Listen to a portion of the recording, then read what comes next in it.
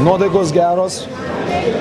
Dar kartą naudodamasis progą noriu padėkoti Žalgirio klubą, Žalgirio komandą, kurie mumis išgelbėjo iš tikrųjų iš tos sudėties, nes norėjom padaryti šventę, aš manau, kad buvo daug gražių momentų ir rezultatas nebuvo svarbu ir aš manau, kad ir jie, ir mes pasprendėme ir kitus uždavinius ir svarbiausia, kad žmonės susirinkę nebuvo abejingi, kad buvo emocijų, manau, kad daugiau gerų buvo emocijų ir džiaugiuosi, kad niekas nesitraumavo.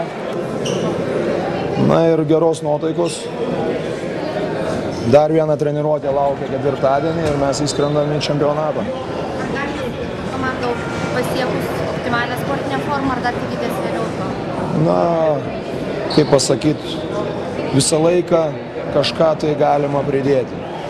Tai džiugina, kad visą laiką yra rezervų ir tie rezervai labai smulkiuose momentuose, smulkiuose detalėse, bet svarbiuose varžybose, toms, kurios mes ruošiamės, paprastų dalykų, smulkmenų arba nereikšmingų dalykų nėra. Dažniausiai, ne aš sugalvojau, yra paskaičiavę žmonės, kad rungtynės pralošiamos 4-6 taškais. Taip, kad kiekvienas kamuolys, kiekvienas prarastas kamuolys arba įmestas ar neįmestas turi savo reikšmę. Aš manau, kad šitame irgi yra didelis, dar yra rezervas. Mes ne tik tai stengsimės nugalėti, bet stengsimės ir žaisti su kiekvienom rungtynėm geriau. Požiūris turėtų būti greitas žaidimas. Ar esat patenkintas tuo dabar? Treneris retai kada būna patenkintas. Tokia mūsų duona, bet buvo momentų, šiek tiek galvojau, kad pradžioj mes per daug tokį pozicinį, jeigu kalbėt apie šiandien, bet visumoje mes pagaunam ritmą.